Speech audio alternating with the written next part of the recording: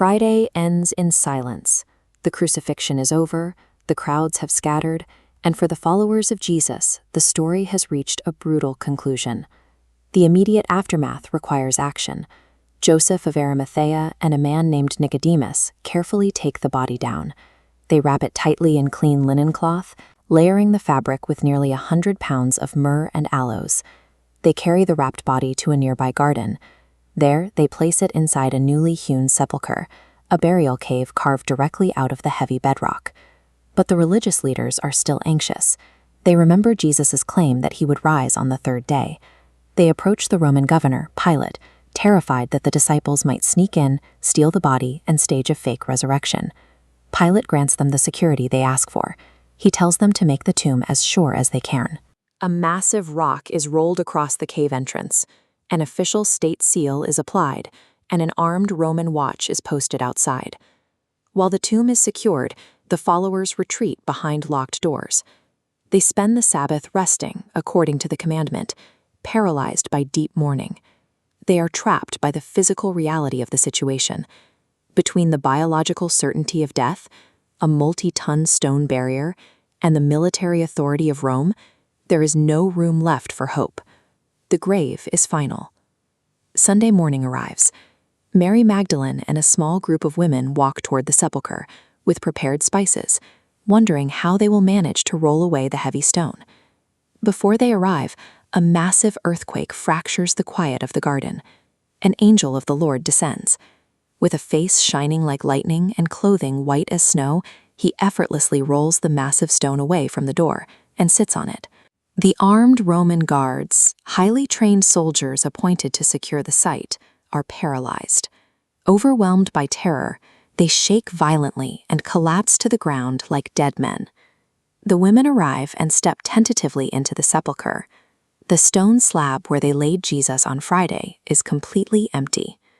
The angel delivers a piercing message. Why seek ye the living among the dead? He is not here, but is risen. The women are staring at a void. Their absolute certainty of death has just collided with an empty room. They have the physical evidence, but their understanding hasn't yet caught up to the reality of what it means. Gripped by a mixture of intense fear and overwhelming joy, the women sprint back to the city to deliver the angel's message to the remaining apostles. The men hear the report and immediately reject it. To a group of grieving men, the story sounds entirely irrational. They dismiss the women's claims as idle tales. But Peter and another disciple cannot let it go. They burst out of the house and physically race each other down to the garden to inspect the site themselves. Stepping inside, they find highly specific evidence. The heavy linen clothes are lying flat, and the napkin might cover his head isn't tossed aside. It is carefully wrapped together and set in a place by itself. Grave robbers do not take the time to unwrap a corpse and neatly organize the linens in the dark. The arrangement disproves a hurried theft. Yet this empirical proof alone leaves the apostles standing in the cold tomb, wondering in themselves at what has actually come to pass. The theological resolution arrives through direct encounters. Mary, weeping alone outside the tomb, speaks to a man she mistakes for the gardener. She only realizes it is the risen Jesus when he calls her by her name. Later that day, the apostles are huddled in a room with the doors shut tight. Suddenly, Jesus stands in the middle of them, offering them peace.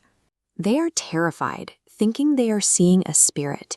So he asks for meat. Right in front of them, he eats a piece of broiled fish and a honeycomb, offering undeniable proof of living flesh and bone. He then opens their understanding to the ancient scriptures. He walks them through the law of Moses, the prophets, and the Psalms, showing how the exact sequence of his suffering and his resurrection on the third day was predicted. Jesus identifies his empty grave as the fulfillment of David's promise, that God would not leave his soul in hell, nor suffer his Holy One to see corruption. The resurrection directly aligns with the requirement that the Messiah must suffer before entering his glory. With the evidence verified and their minds opened, Jesus issues a new mandate. They are no longer mourners in hiding.